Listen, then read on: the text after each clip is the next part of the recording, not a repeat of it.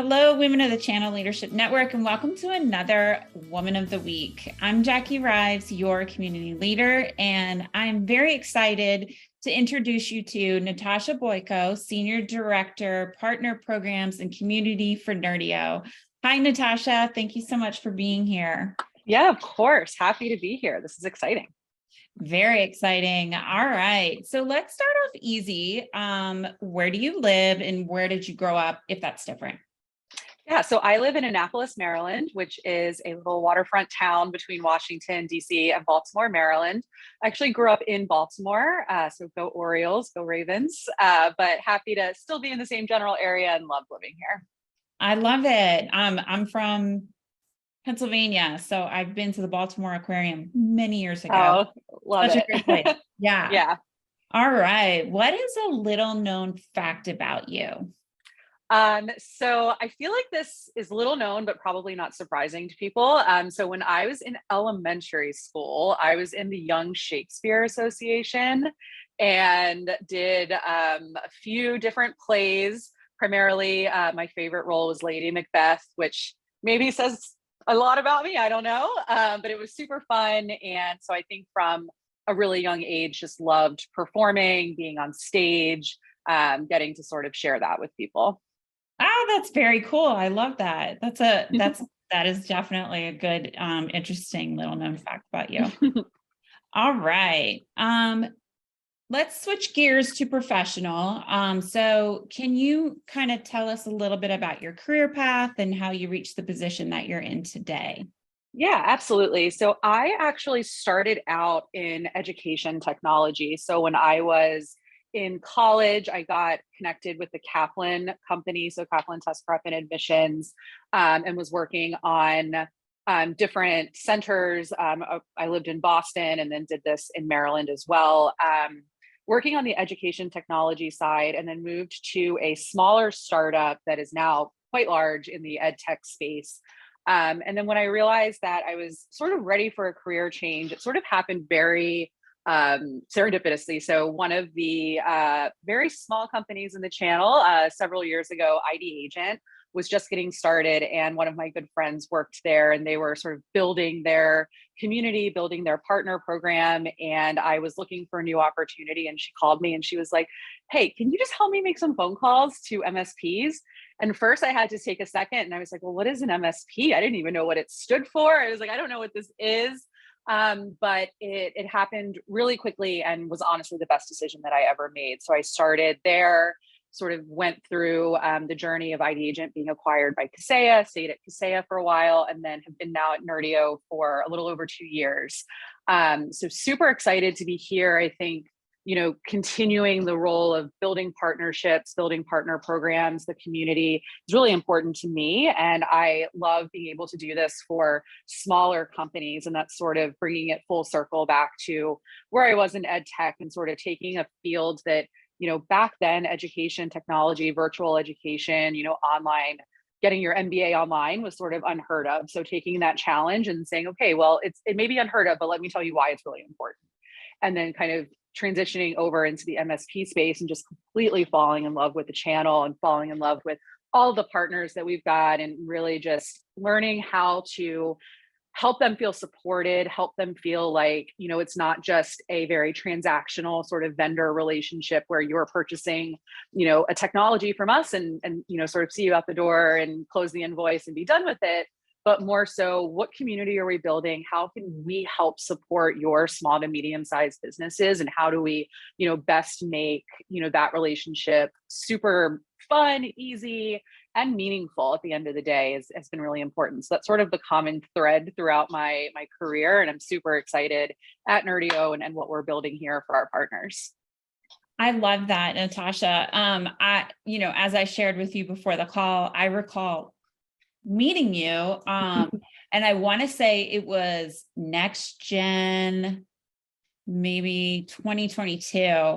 Yep, that lines up. Next Gen 2022, meeting you at one of the booths and just seeing your excitement and getting to learn about Nerdio. Just awesome. And I could totally see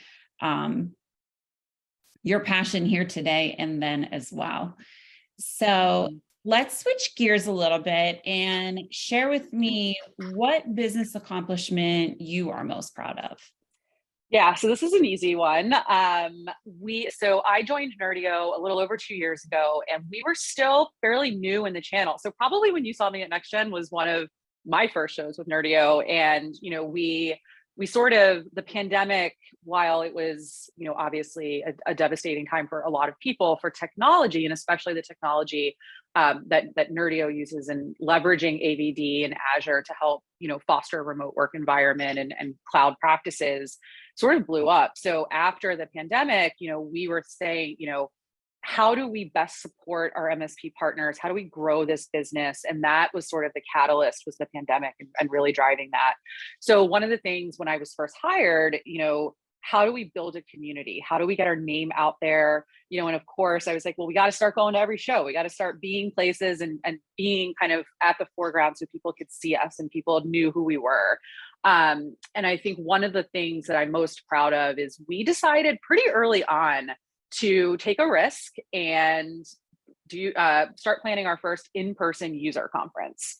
So we know that we've got a ton of really great partners. Our relationship with Microsoft is incredible. So we wanted to be able to bring a lot of the education and content that we share every day at the booth, kind of to a larger scale, right? And bring our partners in person, bring our prospects in person, people who are still wanting to learn about Nerdio. And I'll never forget this conversation because it was right after the pandemic, and we were like, all right, well, in-person events are slowly starting to come back, but let's see if we can make it work. And then we were like, let's do it in Mexico. So we sort of just went all in, and look, I am all about a challenge. And if we're going to do something, we're going to do it big, and we're going to, try it. And really happy that our very first NerdioCon in person in Mexico was a success. We did our second one earlier this year, and we're planning our third one now. So details to come for NerdioCon 2024. Shameless plug. No, I love it. I love it. And really, it's sort of a unique conference because we are, really leaning in on the education side of it. We don't want people to come to the conference or to the show and feel like they're just getting pitched at for 3 days, and that it's just sort of, okay, here, take this pamphlet, buy my technology, and sort of go home overwhelmed with this sense of, oh my God, I met so many people, I don't know what to do with this. So we wanted to build something that was really cohesive and really partner focused. So that sort of was the first domino, I think, that kind of launched into our in-person event strategy, which it has been very hard, to be frank. It's a very challenging thing to pull off, but we have also recently launched our Nerdio training camps, which are 2-day events designed for our partners, for technicians, for business leaders, for MSP owners. And we're doing them all over the world. And those are sort of smaller road shows. So it's sort of taking the technical side of NerdioCon and then bringing that into different geographic regions. And this year, so we actually did them this year as 2-day events, starting out as business focused. How do I actually talk to my customers about building a cloud practice? How do I market this? How do I put this all together? How do I price it? And then the second day, sort of leaning much more technical and sort of actually going into the deployment of these environments. And we've had at least 75 plus people at each of our locations so far. And it's creating a lot of buzz around our partners and just the excitement they have about working with us, because these are completely free events. Our partners don't pay a dime for them. And we just want to get them there, have a fun, sort of engaging couple of days where they're learning about our technology and the actual sort of practical steps they can take to roll this out and to enhance their business and their MSP practice. So, that I think is probably what I'm most proud of so far in my career. It's just the development of this partner community that we've got at Nerdio, and how successful it's been, and how we're willing to take a chance. We're willing to risk something. It's like, okay, shows are coming back. Well, why don't we do ours out of the country? Let's do ours in Mexico. No one's ever done that before. And, it was a risk, but it panned out, and we're super excited about it. And it's just been really great to see the partners respond to this type of engagement. Yeah, I won't hold it against Nerdio that I didn't win a ticket in my board. Well, there's always 2024. Natasha, I love that you guys are doing these programs for MSPs. Coming from an MSP myself, before joining the channel company, we struggled with training. I was doing the operations side, so I had the service team underneath me. So I knew, like, we were constantly trying to set up trainings with the new platforms we were bringing on. Like, Yeah. that's the biggest struggle.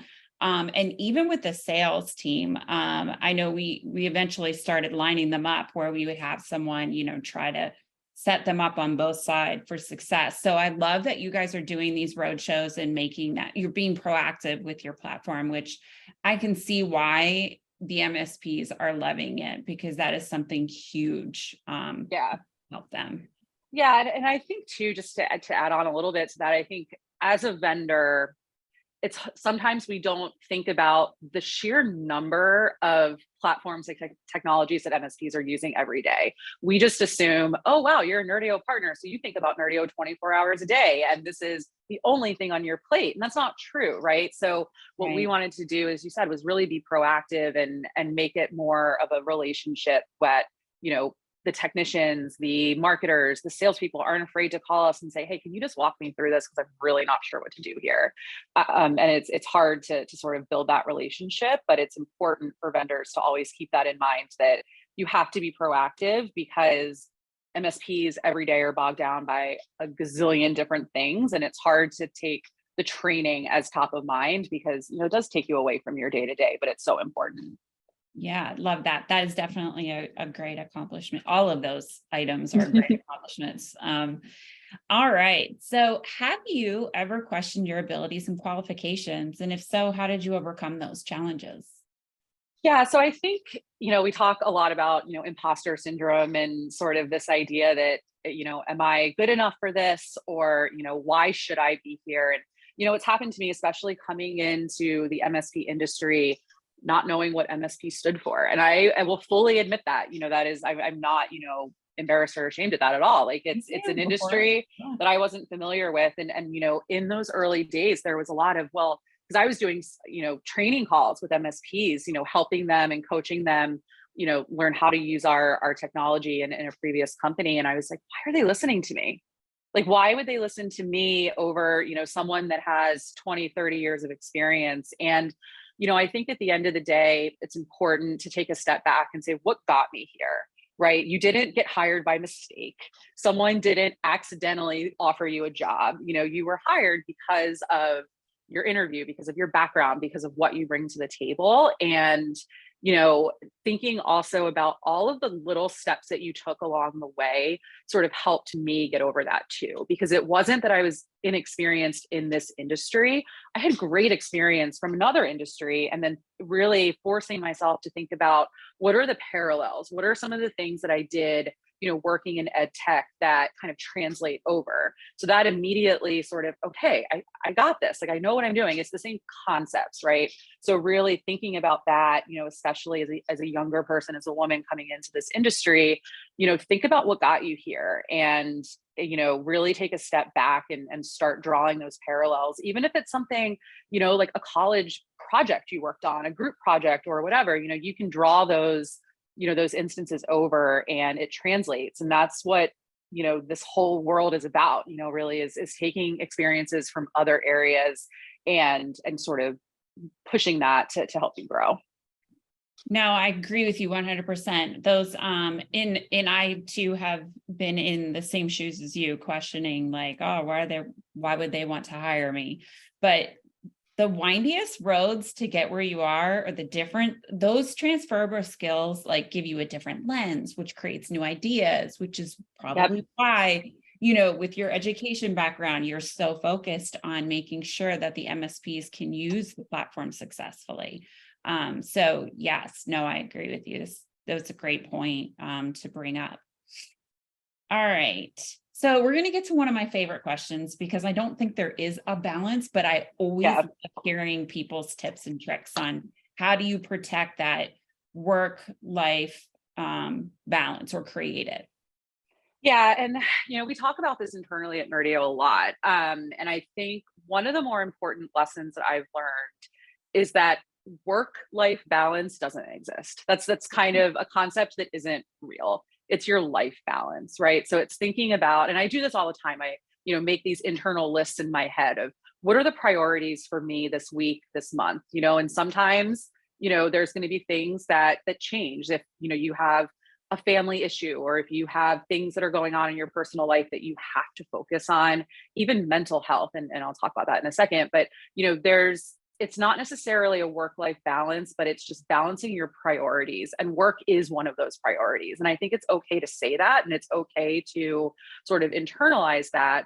Doesn't necessarily mean that you're working 24 hours a day, 7 days a week, but it may mean that there are weeks that you are putting in the hours, right? Like you're taking your Saturday afternoon and you are, I have done it, grinding out the NerdioCon sponsor prospectus, right? Like coming up with all of the little things. And, sometimes just in the way that balance happens, some weeks are going to be a little bit more maybe work or task heavy than others. Sometimes you have to prioritize your family or, yourself. And I think realizing that, you don't have to, it's not a 50-50 split. Work is not 50%, life is not 50%, right? Those percentages are always going to be changing, and it's internalizing that and being okay with it. And I think, one thing that I learned too is that if you are stressed out, if you're overwhelmed, if you are, especially, as a woman, we have a lot of that imposter syndrome, right? That we're thinking about all the time. And you are not going to do your best work. You are not going to perform at a high level. Your work is going to be sloppy. You're not going to be 100% in. So for me, it's all about thinking about, what do I need to be all in on the highest priority?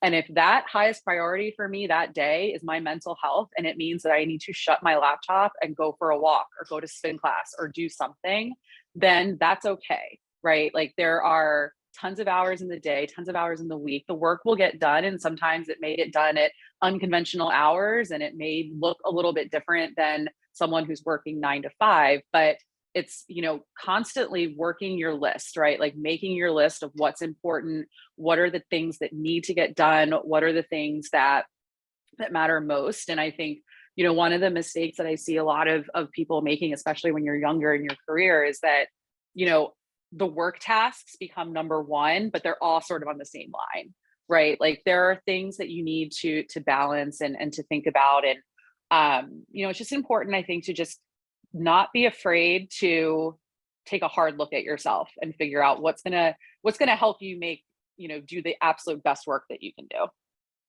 That's such great advice. I literally don't have anything to add to that, because I love how you said it. It's all good reminders, especially for me, and, many other people like me who, constantly looking at the weighing of it. So you made some great points, and I really appreciate that.